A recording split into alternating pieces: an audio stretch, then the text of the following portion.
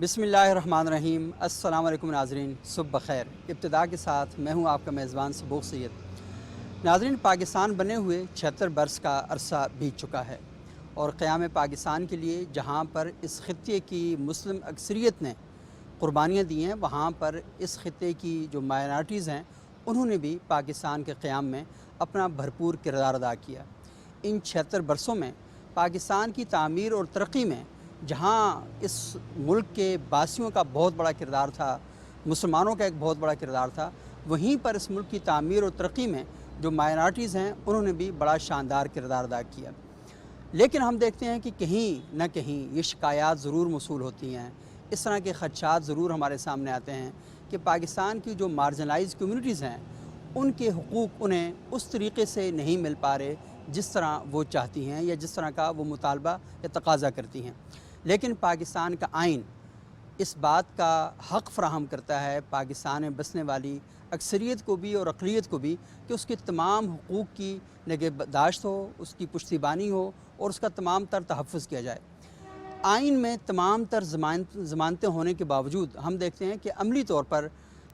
शहरियों में या माशरे में कहीं न कहीं कुछ ना कुछ छोटे मोटे मसाइल हमारे सामने आते हैं। उन मसाइल को हल करना जहाँ रियासत की ज़िम्मेदारी है, वहाँ पर मेंबर व महराब की, दीनी इदारों की,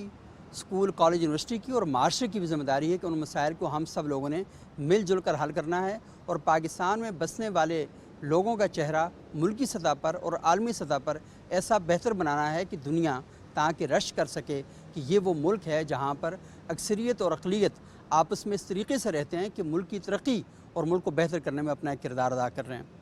पाकिस्तान का झंडा हमें ये बात बताता है और ये बात समझाता है कि इस मुल्क में जहाँ अक्सरियत मुसलमानों की है वहाँ पर अक़लियत भी मौजूद है और अक़लियत और अक्सरियत दोनों ने मिलकर इस मुल्क को बनाया भी है और बचाएंगे भी। और जब तक हम आपस में इकट्ठे होकर इन सारी चीज़ों को बेहतर तरीके से आगे नहीं लेकर चलेंगे, हमारे मसाइल हल नहीं होंगे। आज एक बड़े ज़बरदस्त उन्वान पर एक तक़रीब का इनेकाद किया जा रहा है human rights commission of Pakistan की जानिब से, और उसमें बुनियादी सवाल ये है कि अभी जो इंतखाबात आने वाले हैं उन इंतखाबात में पाकिस्तान में जो मार्जिनलाइज्ड कम्यूनिटीज़ हैं, वो कम्यूनिटीज़ जिनके बारे में आप कह सकते हैं कि पसमानदा तबक़ात हैं, हाशिए से बाहर निकले हुए लोग हैं, इन लोगों को कैसे मेन स्ट्रीम किया जाए। और दूसरा अहम सवाल ये है कि इन लोगों को मेन स्ट्रीम करने के बाद हम कैसे पाकिस्तान का जो इंतखाबी अमल है, सियासी अमल है, उसमें इनका रोल और इनका जो किरदार है उसको बढ़ा सकते हैं। तो ये एक बड़ा अहम और बुनियादी सवाल है। आइए इस सवाल का जवाब लेने के लिए इस तकरीब में जो लोग मौजूद हैं उनसे बातचीत करते हैं। यहाँ पर ख़वातीन की नुमाइंदगी है, यहाँ पर माज़ूर अफराद की नुमाइंदगी है, यहाँ ख्वाजा सराओं की नुमाइंदगी है और उसके साथ साथ पाकिस्तान में बसने वाली अक़लियतों की नुमाइंदगी भी मौजूद है। मेंबर ऑफ़ पार्लियामेंट यहाँ पर मौजूद हैं। उन सब से हम बात करेंगे और ये जानने की कोशिश करते हैं, इस नतीजे पर पहुँचने की कोशिश करते हैं आखिर वो क्या वजूहात हैं जिसकी बुनियाद पर जो सियासी अमल में माइनॉरिटीज़ की एक्टिवनेस है, वो जो उनकी तहरीक है या अच्छे तरीके से मुतहरक नहीं हो पा रहे। तो आइए सिलसिला कलाम का आगाज़ करते हैं।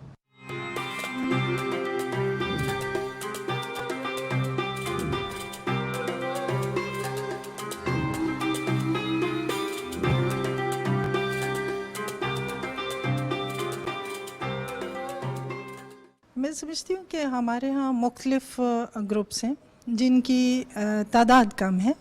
या आप ये कह सकते हैं कि फेथ बेस्ड ग्रुप्स भी हैं, मुख्तलिफ़ बोलियाँ बोलने वाले ग्रुप्स भी हैं, और जेंडर की बुनियाद पे भी हमारे पास एक तीसरा जेंडर भी मौजूद है। तो वो सब के सब जो हैं वो हमारी धरती पर मौजूद हैं, पाकिस्तानी हैं। तो सब पाकिस्तानियों को जो है वो एक इलेक्टोरल सिस्टम का हिस्सा होना चाहिए। इलेक्टोरल सिस्टम का हिस्सा आप कैसे बनते हैं कि एक तो आप वोट कास्ट करते हैं,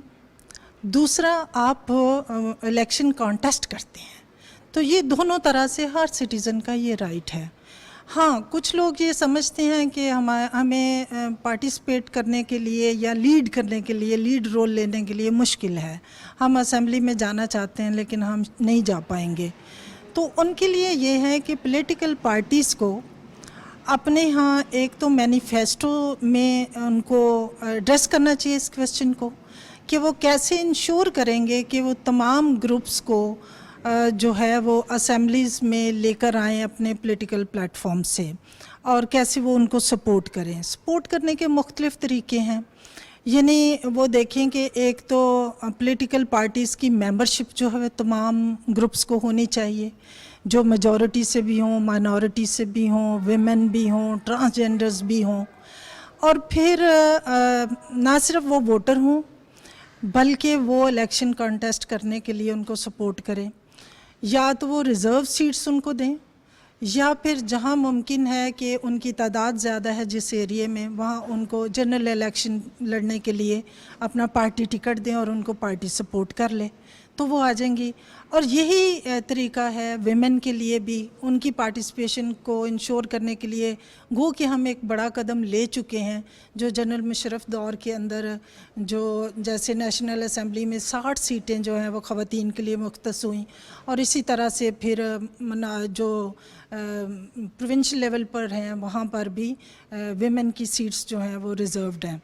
तो उनकी पार्टिसिपेशन को इंश्योर करने के लिए रियासत ने एक अच्छा कदम लिया था। अब वो कहते हैं कि जहाँ पर विमेन को आप पार्टी टिकट दे के जितवा सकते हैं, वो भी 5% टिकट्स जो हैं वो विमेन को दी जाएं, ये भी एक अच्छा कदम है।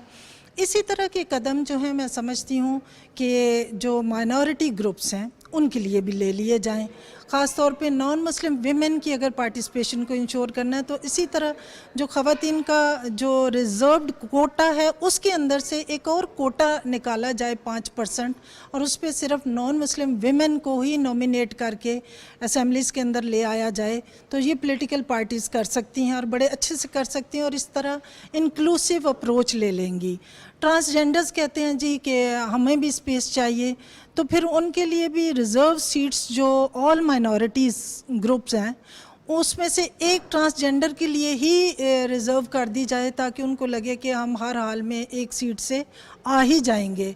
तो शायद सबको जब वो ऐवान के अंदर मौजूद होंगे तो हर कोई इसी को ये कम अज़ कम कॉन्फिडेंस होगा कि वो अपनी बात खुद कर रहा है, और बाकी सारे लोग भी उसको मेजॉरिटी उनको सपोर्ट कर रही होगी उनकी बात के लिए, और तमाम लोग जो हैं उनको अपनी पार्टिसिपेशन नज़र आएगी, ओनरशिप होगी, और पाकिस्तानियत जो है उसको फ़रोग मिलेगा, लोग आपस में जुड़ेंगे। और ये जो छोटे छोटे फ़र्क हैं कि मैं ज़ुबान मुख्तलिफ बोलती हूँ, या मैं मुख्तलिफ सूबे में रहती हूँ, या मैं मुख्तलिफ फ़ेथ रखती हूँ,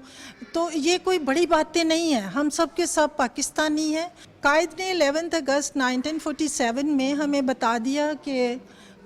हम सब पाकिस्तानी हैं, बराबर के शहरी हैं, और ये बता दिया कि हम इस ममलिकत का आगाज़ इस असूल के साथ करते हैं कि हम बराबर के शहरी हैं। तो हर कोई जो है वो सिटीज़न ऑफ पाकिस्तान है, और उसके सिटीज़नरी राइट्स हैं, और वो इक्वल शहरी है, और इसमें कोई दो राय नहीं है। तो बस हमें थोड़ा सा अपने सोच को, अपनी पॉलिटिकल प्रोसेस को, अपने इलेक्टोरल सिस्टम को कुशादा करने की ज़रूरत है, जिसमें सब लोग हिस्सा लें और सब लोग अपना अपना रोल प्ले करें पाकिस्तान की डेवलपमेंट के लिए। रिफ़तुल्लाह औरकज़ई साहब हमारे साथ मौजूद हैं। खैबर पख्तूनख्वा में गुज़श्ता 25-30 साल से ये सहाफ़त के शोबे से मुंसलिक हैं। बड़ी अहम ख़बरें इन्होंने दी हैं। रिफ़तुल्लाह औरकज़ई साहब से हम ये पूछेंगे और ये जानने की कोशिश करते हैं कि वहाँ पर जो माइनॉरिटीज़ हैं उनकी क्या सूरत हाल है, और खैबर पख्तूनख्वा के हवाले से ख़ुसूसी तौर पर वहाँ की जो मार्जिनाइज़ कम्यूनिटीज़ हैं उन्हें जो सियासी अमल है उसमें शिरकत के मौक़े क्या मुयस्सर हैं, नहीं मुयस्सर हैं, और जो आइन जो उन्हें हुकूक़ और तहफ़्फ़ुज़ फ़राहम करता है उस पर कितना अमल दरामद हो रहा है, और अगर कोई कमी बेशी है तो उसे बेहतर कैसे बनाया जा सकता है। बहुत शुक्रिया रिफ़त साहब, आप यहाँ तशरीफ़ लाए। ये बताइएगा कि ये जो एक बुनियादी सवाल है कि वहाँ पर क्या जो अक़लियतें हैं, मार्जिनाइज़ कम्यूनिटीज़ हैं, उन्हें सियासी अमल में शिरकत का आइन तो मुकम्मल इख्तियार देता है, क्या अमली सूरत हाल भी ऐसी है? बदकिस्मती ये है कि हमारे मुल्क के अंदर जो माइनॉरिटीज़ है वो तो इब्तिदाई से, जब से पाकिस्तान आज़ाद हुआ, तो अगर उस वक्त से हम देखें तो आज तक जो है ना हर जगह पे उनको यानी मायूसियाँ हैं, वो महरूमियाँ हैं, उनको उस तरह समझा नहीं जाता। पार्लियामेंट के अंदर तो उनकी नुमाइंदगी है लेकिन उस तरह नहीं है, जैसे हर जगह पे आप देखें پھر خصوصی طور پر جو خیبر پختونخوا ہے وہاں پہ اگر ہم مائنورٹیز کا دیکھتے ہیں تو ان کے خلاف وائلنس جو ہے نا وہ بہت زیادہ ہے، اور اس میں مسلسل جو ہے نا وہ اس میں شدت آ رہی ہے۔ پچھلے تقریباً یہ جو 14-15 سالوں میں ملیٹنسی کے دوران ہم نے دیکھا کہ جو قبائلی اضلاع تھے وہاں سے جو سکھ کمیونٹی وہاں پہ بہت زیادہ تھے، قبائلی اضلاع میں ہندو کمیونٹیز کے لوگ تھے، وہ تھے، پھر کرسچن جو ہے وہ تھے۔ اب سکھوں کو جو ہے نا وہ آپ دیکھیں کہ پشاور شہر کے اندر ان پہ بڑے جو ہے نا اس طرح واقعات پیش آ رہے ہیں، تو ان کو مطلب بہت سارے چیلنجز کا سامنا ہے۔ تو ایک یہ ہے کہ ہم نے مطلب ان کو ہمارے ملک کے اندر تو رہ رہے ہیں، اس طرح ان کو ایک ہم نے مطلب وہ ایک شہری کی حیثیت سے تو رہ رہے ہیں، لیکن اس طرح ان کے حقوق نہیں ہے جس طرح مطلب ہونی چاہیے۔ اچھا رفعت بھائی، میں تھوڑا سا آپ سے جاننا چاہوں گا کہ یہ بتائیے گا، ایک تو جو خیبر پختونخوا کے اندر جو بڑی سیاسی جماعتیں ہیں ان کا کیا رول ہے، اور دوسرا یہ بتائیے گا کہ مائنارٹیز کی اپنی بھی پولیٹیکل پارٹیز ہیں، تو ان دونوں کا جو کردار ہے وہ کیا ہے، اس کو امپروو کیسے کیا جا سکتا ہے، حل کیا ہے؟ دیکھیں وہ ساری سیاسی جماعتوں کے تو جیسے ایک پارلیمنٹ کے اندر مائنورٹیز کی اپنی سیٹس ہیں نا، تو وہ پھر وہ بہت کم ہے۔ خیبر پختونخوا اسمبلی میں میرے خیال میں 4 سیٹس ہے، 145 کی جو پورا ہاؤس ہے اس کے اندر 4 یا 5 جو ہے نا وہ مائنورٹیز کی سیٹیں ہیں، نشستیں ہیں۔ تو اس میں یہ ہے کہ ہر جماعت نے جب یہ وہ الیکشن ہوتا ہے تو وہ ہر جماعت جو ہے نا اپنے طور پہ جب اگر ان کی اسی حساب سے اگر ان کی اکثریت زیادہ ہے تو پھر اسی حساب سے ان کو جو ہے نا سیٹس مل جاتی ہیں، تو اس طرح وہ انہوں نے رکھی ہوئی ہے۔ لیکن باقی جو الگ سے ان کی اپنی سیاسی جماعتیں اس طرح مطلب مائنورٹیز کی نہیں ہے، کہ جیسے سیاسی جماعتیں ہیں جیسے کرسچن ایک عیسائیوں کی جماعت ہے، اس طرح اور بھی ہے، لیکن وہ زیادہ فعال نہیں ہے۔ وہ مطلب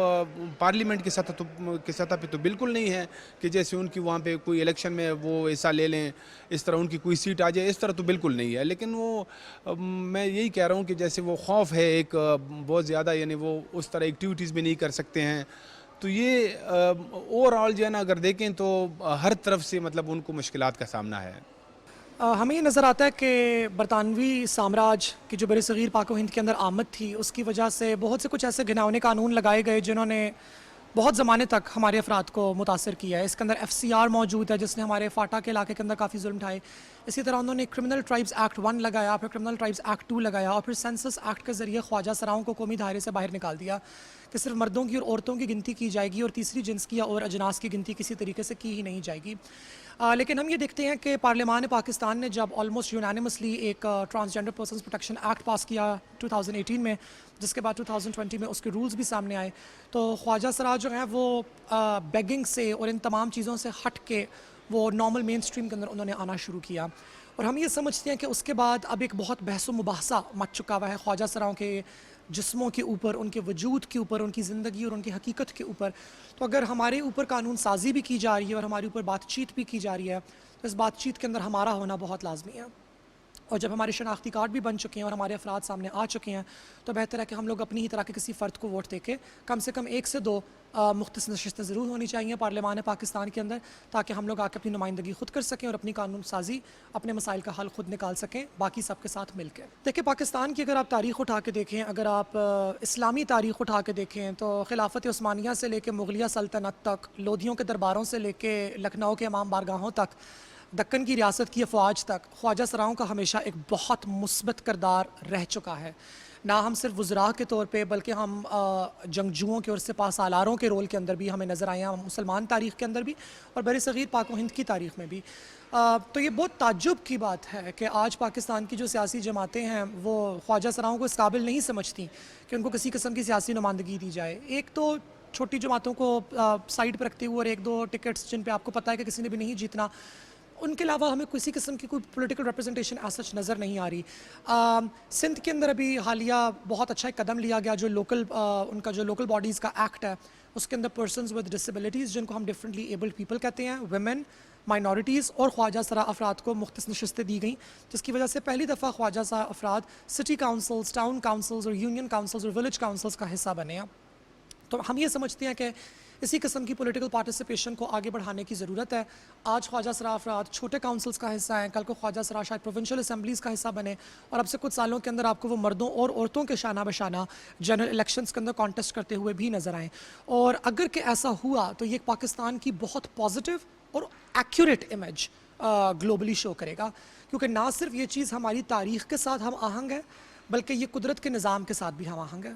کچھ اقدام ہیں جو کہ ہماری حکومت نے اٹھائے ہیں، جن سے خواجہ سرا افراد کی انکلوژن جس کو کہا جاتا ہے اس میں بہتری آئی ہے۔ کیس ان پوائنٹ بے نظیر انکم سپورٹ پروگرام، وہ تمام خواجہ سرا جو ہیں اب اس کے لیے ایلیجیبل ہیں۔ اگر آپ کا خواجہ سرا کا شناختی کارڈ ہے، آپ BISP کے اندر پارٹیسپیٹ کر سکتے ہیں۔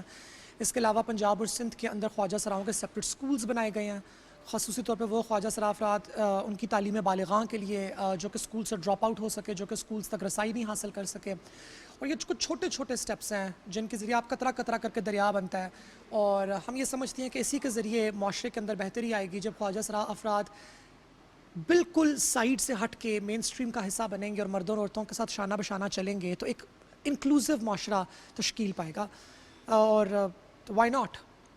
محفل کے اندر کسی ایک اچھے باغیچے کے اندر صرف ایک ہی رنگ کا ایک ہی پھول نہیں ہوتا، بلکہ کسی باغیچے کی خوبصورت ہوتی ہے اس چیز، اس میں پھل بھی ہوں، اس میں پھول بھی ہوں، مختلف ثمر و ثمرات ہوں، اور پاکستان اور قدرت بھی ایک ایسی ہی مثال ہے۔ ناظرین، اس وقت ہمارے ساتھ موجود ہیں پاکستان پیپلز پارٹی کا جو ہیومن رائٹس سیل ہے اس کے وائس پریزیڈنٹ ذوالقرنین اصغر صاحب، اور ذوالقرنین اصغر صاحب سے ہم جانیں گے کہ پاکستان میں جو مارجنلائز کمیونٹیز ہیں ان کے پرابلم کیا ہیں اور سیاسی عمل میں ان کی شمولیت کو کیسے بہتر سے بہتر بنایا جا سکتا ہے۔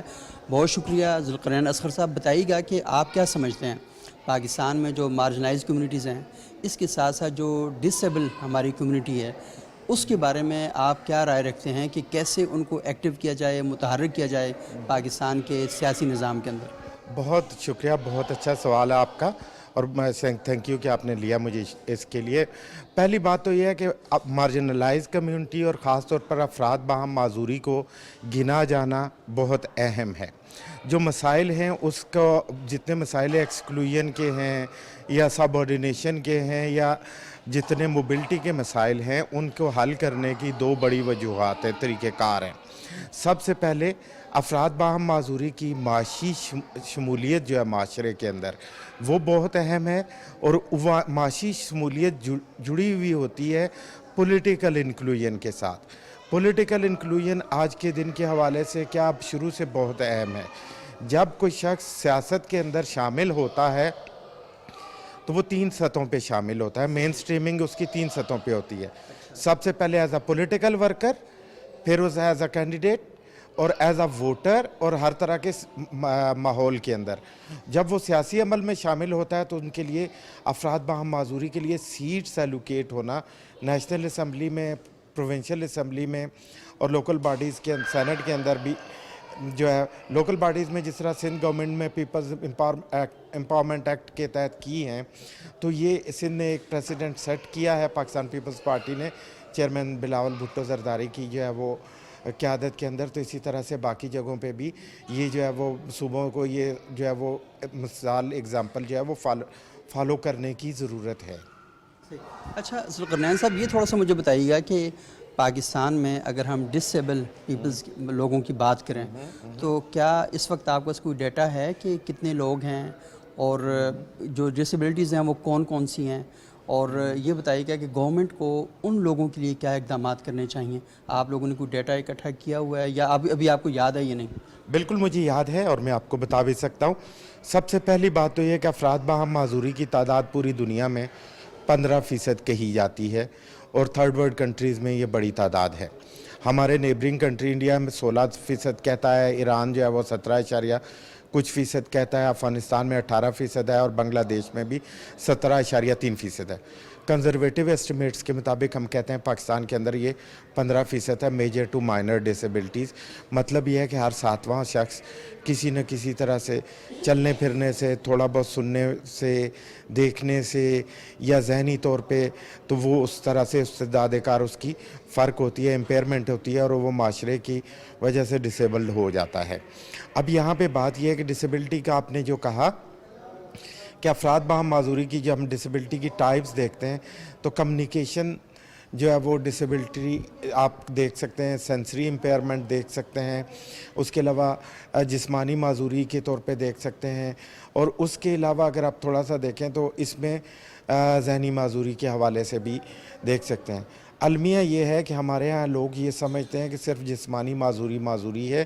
لیکن اس کے علاوہ معذوری کی اور بھی بہت ساری، اگر ہم ڈیٹیل میں دیکھیں تو 15 اقسام بنتی ہیں۔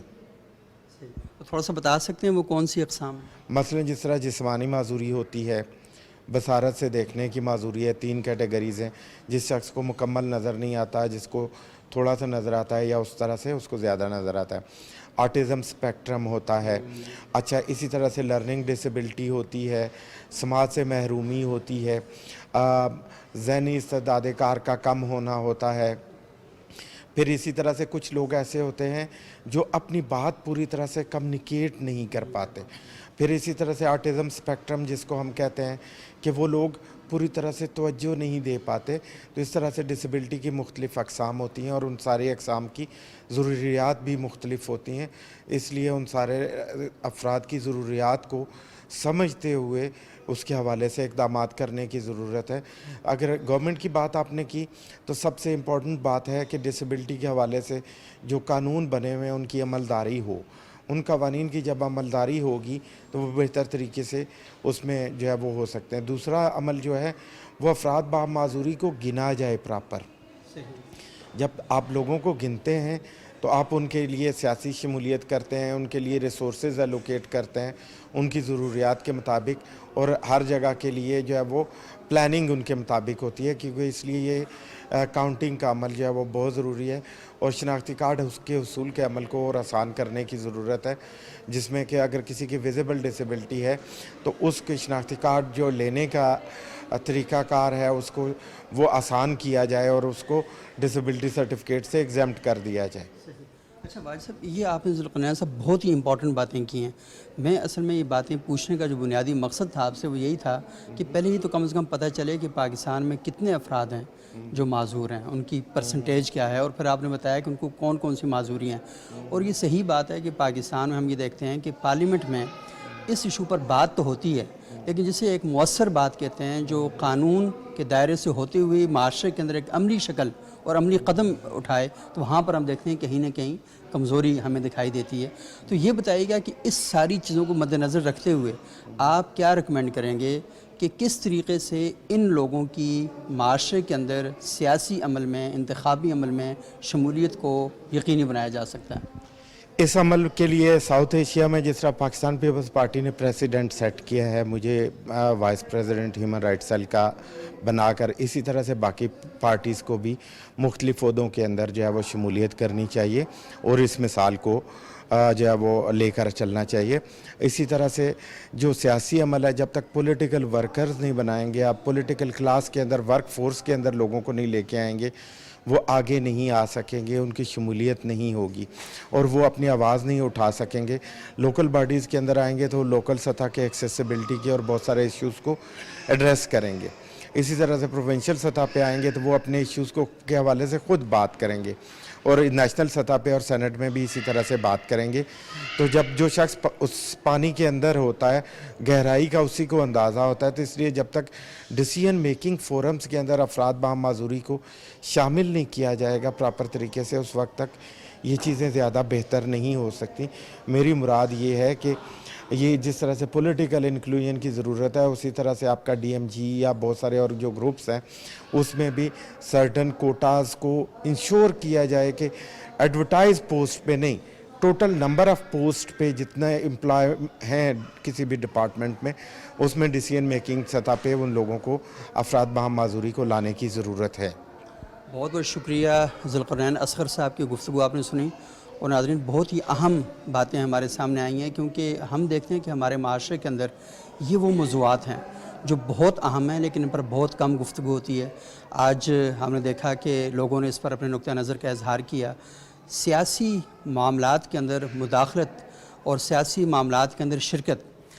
یہ باتیں بڑی اہم ہیں، کیونکہ جب تک کمیونٹیز یہاں پر آ کر اپنا ایکٹیو رول نہیں ادا کریں گی تب تک ان کے مسائل بھی حل نہیں ہوں گے۔ اور یہ بڑی خوبصورت بات کی ذوالقرنین اصغر صاحب نے کہ جب تک آپ خود پانی کے اندر نہیں ہوتے آپ کو محسوس بھی نہیں ہوتا کہ پانی کی حدت کیا ہے، پانی کی شدت کیا ہے۔ تو بہت ہی اہم ہے پاکستان کی جو مارجنلائز کمیونٹیز ہیں، جسے آپ پسماندہ کمیونٹیز بھی کہا جا سکتے ہیں، یہ شاید کہیں پاکستان میں ان لوگوں کی ذہنی پسماندگی ہے کہ جو معاشرے کے ان پسماندہ لوگ جن کو مارجنائز کمیونٹیز کہتے ہیں، حاشیے سے باہر جو کمیونٹیز ہیں، ان کے بارے میں ہم بات کرتے ہیں تو ان کو ہم کہیں ایکٹیو اور متحرک کر کے پاکستان کا ایک بڑا اثاثہ نہیں بنا سکے، تو اس پر ہمیں بات بھی کرتے رہنے چاہیے، اور قانون سازی ہی ضروری نہیں، معاشرتی سطح پر بھی بہت بڑے اقدامات لینے کی ضرورت ہے۔ ناظرین، یہاں پر ایک چھوٹا سا وقفہ لیں گے، وقفے کے بعد دوبارہ آپ کی خدمت میں حاضر ہوں گے اور کچھ مزید لوگوں سے اسی موضوع پر گفتگو کریں گے۔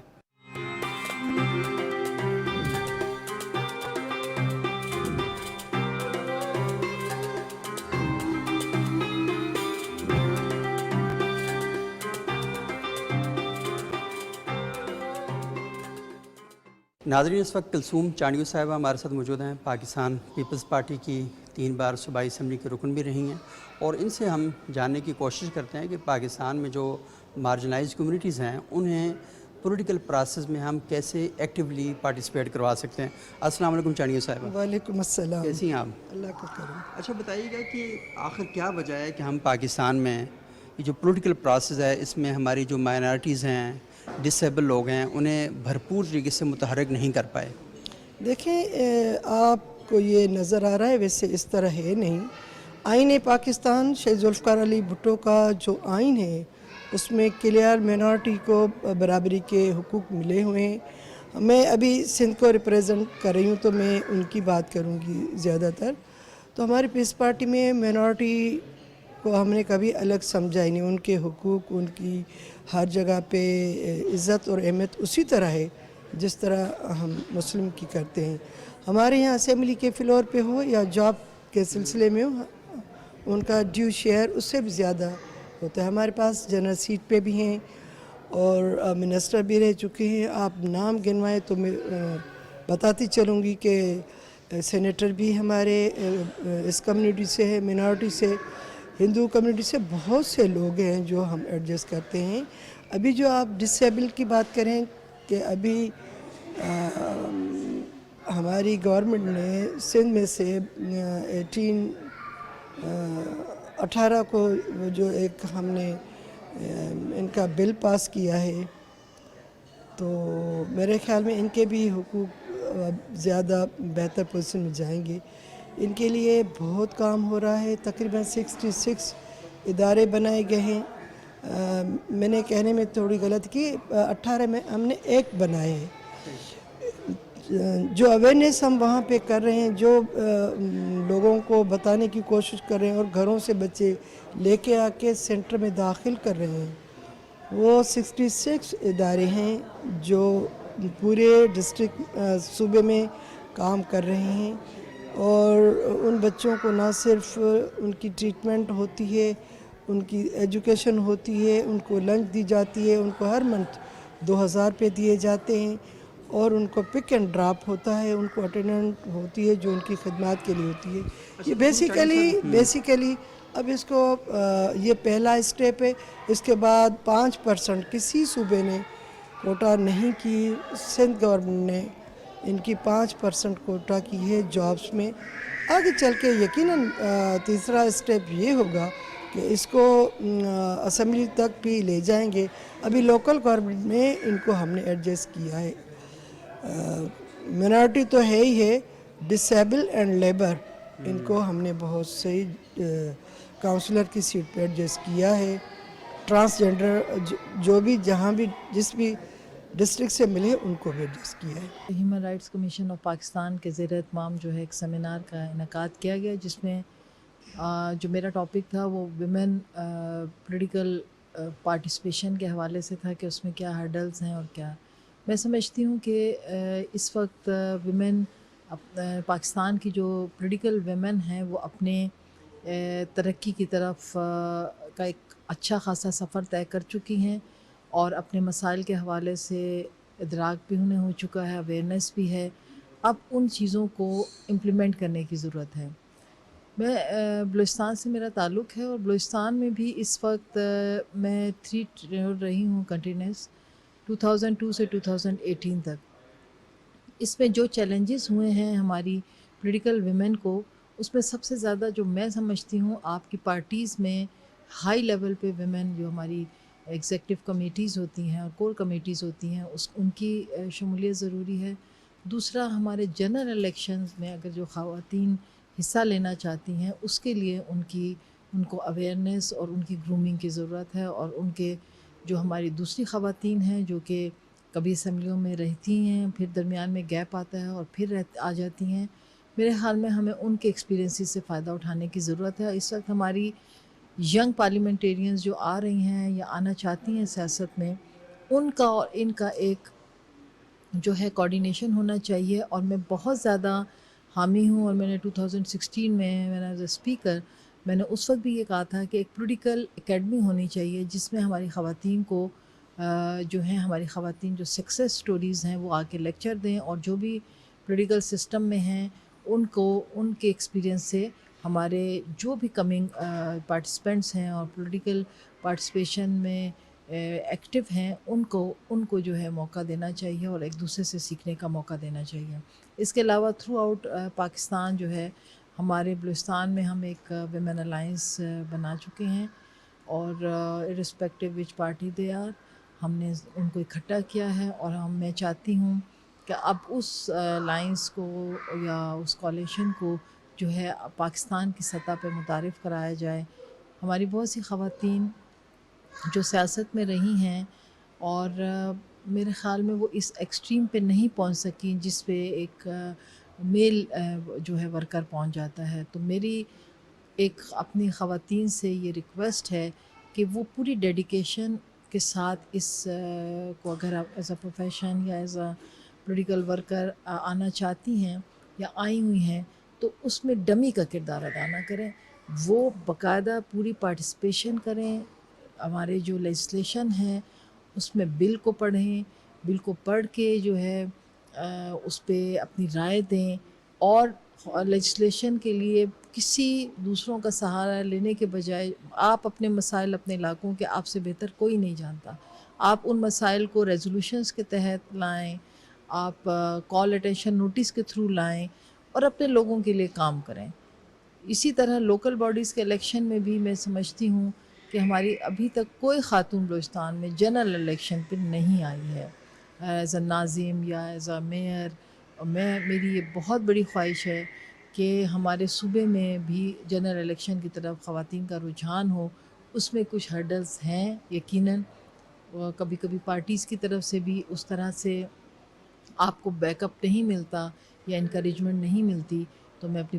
پولیٹیکل پارٹیز ہائی لیڈرشپس کے ساتھ ساتھ جو تھوڑا سا سیکنڈ ہماری وہ ہے لیڈرشپ ہے، ان سے کہوں گی کہ وہ خواتین کو جو ہے زیادہ آگے بڑھانے میں اپنا کردار ادا کریں، کیونکہ میں نے ایز اے اسپیکر جو دیکھا، جو ہماری خواتین سب سے زیادہ لیجسلیشن میں اپنا کردار ادا کرتی ہیں، وہ میل کے مقابلے میں زیادہ سیریس ہوتی ہیں اسمبلیز میں اور کام کرتی ہیں۔ تو میرے خیال میں اگر ان کو ایک فل فلیج اپنی صلاحیتوں کو اجاگر کرنے کا موقع ملے گا تو انشاءاللہ آپ دیکھیں گے کہ آلریڈی میرے خیال میں ایک ریولوشن آ چکا ہے، اور اس ریولوشن کو اپنے ایکسٹریم پہ پہنچنے کی ضرورت ہے۔ اور جب ہماری خواتین اپنی آئیڈینٹی ڈیسنٹلی اپنے اسمبلیز میں پیش کریں گی، ڈیسنٹلی وہ آگے بڑھیں گی، تو میرے خیال میں پاکستان کو ترقی کی راہ سے کوئی بھی نہیں روک سکتا۔ اس پروسیس کا آغاز ہم نے کوئی 1 سال پہلے کیا تھا۔ ہم نے مختلف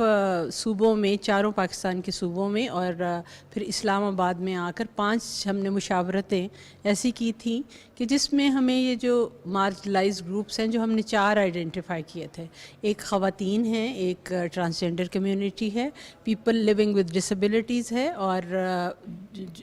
لوگ جو ہیں جن کا تعلق ریلیجس مائنورٹیز سے ہے۔ تو ان چاروں گروپوں کے حوالے سے کہ یہ ان کی ہم سیاسی شراکت، یعنی جو مین سیاسی دھارا ہے ہمارا، ان کو اس میں کس طرح شامل کیا جا سکتا ہے اور اس وقت ان کو کن مسائل کا سامنا ہے۔ تو جب ہم ان صوبوں میں گئے تو ہمیں کافی تعداد میں لوگوں سے ملنے کا اتفاق ہوا، اور انہوں نے کنسلٹیشنز میں اپنے مسائل بتائے کہ وہ کیوں مین سٹریم پالیٹکس جو ہے اس میں نہیں آ پاتے، ان کے کیا مسائل ہیں۔ اور پھر انہوں نے، ہم نے چونکہ ان صوبائی سطح پر جو ادارے کام کرتے ہیں،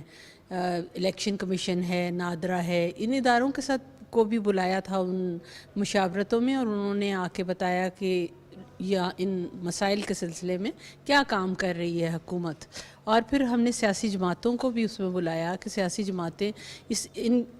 مارجنلائز گروپس کی انکلوژن کے لیے کیا کام کر رہی ہیں. تو وہ وہاں سے ہمیں مسائل کا بھی پتہ چلا, ہمیں یہ بھی پتہ چلا کہ سیاسی جماعتیں جو ہیں وہ اس پہ کیا سٹینڈ رکھتی ہیں, اور ہمیں یہ بھی پتہ چلا کہ اس پہ صوبائی سطح پر کیا کام ہو رہا ہے. بہت پہ ہمیں یہ پتہ چلا کہ نادرا جو ہے ان کے جو انکلوژن کے ڈپارٹمنٹ ہیں وہ بہت اچھا کام کر رہے ہیں. کچھ جگہ پہ معلوم ہوا کہ ان کا کام ابھی اس سطح تک نہیں پہنچا کہ میننگ فل جو ہے ڈفرنس آ سکے. تو پھر ہم نے ان 5 مشاورتوں کے بعد آج یہاں جو کانفرنس منعقد کی ہے اس کا بنیادی مقصد یہ ہے کہ اس میں جو مسائل ہمارے سامنے آئے ان مشاورتوں کے سلسلے میں آج ہم یہاں بیٹھ کر جو ہے 3 پینلز جو انوائٹڈ ہیں, وہاں پہ ماہرین ہیں, آئین کے ماہر لوگ ہیں, اور لوگ جو لیگل فریم ورک کو جانتے ہیں, اور وہ لوگ جو ایلیٹ کیپچر کی بات بھی کر سکتے ہیں کہ کس طرح سے پولیٹیکل اکانومی ہماری کیا ہے, کہ لوگ جو امراء ہیں وہی صرف کیوں سیاست میں آ سکتے ہیں. تو یہ ساری باتیں آج کرنے کا مقصد جو ہے وہ یہ ہے کہ ہمارے پاس کوئی ایسی ریکمنڈیشنز, ایسی سفارشات آئیں تاکہ ہم ان کے کی بنیاد پہ کوئی ایسا ایڈووکیسی ٹول, لابنگ کا ٹول بنا سکیں کہ جس کے بعد ہم سرکار کے ساتھ اور ان صاحب اختیار کے ساتھ اس کی بنیاد پر بات کر سکیں اور اس سے کوئی ڈفرینس لا سکیں. طارق محمود غوری صاحب ہمارے ساتھ موجود ہیں, مسیحی برادری سے ان کا تعلق ہے, جرنلسٹ ہیں. ان سے ہم جاننے کی کوشش کرتے ہیں کہ آخر کیا وجہ ہے کہ پاکستان کی جو مارجنلائز کمیونٹیز ہیں وہ ہمارے سیاسی عمل میں اتنی زیادہ متحرک دکھائی نہیں دیتی, اور یہ اس کا کیا حل پیش کرنا چاہیں گے کہ کیسے مارجنلائز کمیونٹیز کو ہم پاکستان کے انتخابات میں سیاسی عمل میں زیادہ سے زیادہ متحرک کر سکیں. جی غوری صاحب. جی السلام علیکم, بہت شکریہ سبوک بھائی آپ کا, آپ نے ٹائم دیا, پی ٹی وی کا شکریہ. سب سے پہلی بات جو میں کروں گا وہ میرے خیال میں جو ان کے اپنے مسائل ہیں, ایک تو پڑھائی لکھائی, یہ چیزیں بہت میٹر کرتی ہیں, آپ کو چیزوں کو ساتھ لے کے چلنا اور وقت کے ساتھ چلنا بہت ضروری ہوتا ہے نا. اور دوسرا پولیٹیکل پارٹی نے بھی پہلے یہ تھا کہ زیادہ تر بڑی پولیٹیکل سیاسی جماعتوں نے منورٹی ونگز بنائے ہوئے تھے, جس سے جو کی طرح کی سیگریگیشن ہے, ایک طرح سے آپ ان کو سیگریگیٹ کر دیتے ہیں, اور وہ نیم خواندہ سے لوگ جو ایسا نہیں کہ سارے اس طرح ہوتے ہیں, لیکن پھر بھی وہ آپس میں ہی الجھتے رہتے ہیں, ان کی اپنی جو چیزیں ہوتی ہیں اس میں کانفلکٹ میں اڑے رہتے ہیں, بجائے اس کو کہ وہ آگے کی طرف جائیں. یہ جو ونگز سے ان کو پیچھے کی طرف لے کے جا رہے تھے. تو ایسے کچھ ابھی اقدامات ہو رہے ہیں, کچھ ایسے بڑی پولیٹیکل پارٹی, اگر آپ اجازت دیں تو میں نام لے لوں. Pakistan Peoples Party human right cell جو بنا ہے, اس میں انہوں نے مجھے ایز انفارمیشن سیکرٹری سینیٹر میں مرکزی انفارمیشن سیکرٹری ہوں, فتح بابر صاحب میرے پریزیڈنٹ ہیں. تو میرے خیال میں جو اس طرح کے اقدامات ہیں یہ بھی پولیٹیکل پارٹی کو بھی لینے چاہیے, لیکن جہاں تک اقلیتوں خود کی بات ہے, منورٹیز کی بات ہے, ان کو بھی اپنے اندر جو چھوٹے چھوٹے اختلافات ہیں ان کو مٹا کے ختم کر کے آگے جانا چاہیے, اور تھوڑا توجہ دینی چاہیے کہ ہم اپنا, کیونکہ سیاسی عمل میں حصہ لیے بغیر ہم آگے نہیں بڑھ سکتے. یہ جو بہت ضروری ہے, ہم نے اپنے نوجوانوں کو, اپنے بچوں کو, اگر ہم نے آگے کی طرف جانا ہے, ہم پاکستانی ہیں, ہمارے اجداد بڑے یہاں دفن ہیں, ہم نے پاکستان بنانے میں اپنا کردار ادا کیا, اور ہم نے بھی یہیں رہنا ہے, ہمارے بچوں نے بھی یہیں رہنا ہے. تو ہمیں ضروری ہے کہ ہم پولیٹیکل پروسیس کا حصہ بنیں, اس سیاسی نظام کا حصہ بنیں, اور اس میں آگے جائیں. اور وہ تبھی ممکن ہے جب ہم اپنی چھوٹے کانفلکٹس کو جو ان کے اپنے ہیں, اقلیتی لوگوں کے, مذہبی اقلیتی لوگوں کے, اس کو جب وہ سائڈ لائن کریں گے تبھی وہ ایک بڑے اس کی طرف جا سکیں گے, گول کی طرف جا سکیں گے. اور میں دیکھتا ہوں کہ ضرور ہے کہ وہ آگے چل کے اس پہ ایک اچھی کسی جگہ پہ آہستہ جا سکیں. لیکن وہ شمولیت ضروری ہے, اپنی چیزوں کو مٹانا ضروری ہے, اور سیگریگیشن جو ان کے آپس کے اندر ہے اور وہ چھوٹی چھوٹی جو پولیٹیکل پارٹی بن رہی ہیں, وہ چاہیے کہ ان کو کسی بڑے پلیٹ فارم کا حصہ بنیں, جو گنجائش کے کہ وہ ہر کوئی 1.5 انچ کی مسجد بنا کے بیٹھ جائے, جس سے کہ وہ میرے خیال میں اپنی کمیونٹی کی اپنی آواز کو کم کرتے ہیں اسٹرانگ کرنے کی بجائے. ناظرین, آپ نے یہاں پر مختلف لوگوں کی آراء سنی, ان کے خیالات سنے. ہم سب نے مل کر متحد ہو کر اس ملک کو بہتر بنانا ہے, اور اگر ہم چاہتے ہیں کہ یہ ملک اقوام عالم کی صف میں نمایاں مقام حاصل کر سکے تو ہمیں ریشنلی چیزوں کو دیکھنا ہوگا. ہم نے اقلیت کا چشمہ پہن کر نہیں بلکہ عقل کا چشمہ پہن کر دنیا کے سامنے کھڑے ہونا ہے, اور دنیا کو یہ بتانا ہے کہ ہمارے ملک کے اندر جہاں پر تہذیبی اقدار ہیں, جہاں ثقافتی اقدار ہیں, وہاں پر اس ملک کو منظم کرنے کے لیے, مستحکم کرنے کے لیے ہم سب آپس میں اکٹھے ہیں اور جڑ کر کھڑے ہوئے ہیں. جیسے قائد اعظم अलैहि रहमा ने ये फरमाया था कि ईमान, इत्तिहाद और तंजीम, ये तीनों चीज़ें इकट्ठी होती हैं तो कौमें बनती हैं। कौमों को बनाने का फार्मूला भी यही है और कौमों को बनाने का के अज्जाए तरकीबी यही हैं। तो हम सब लोगों ने मिलकर अपने मुल्क को बेहतर बनाना है और इस मुल्क के लिए दुआ भी करनी है कि अल्लाह करे कि इस मुल्क पर जो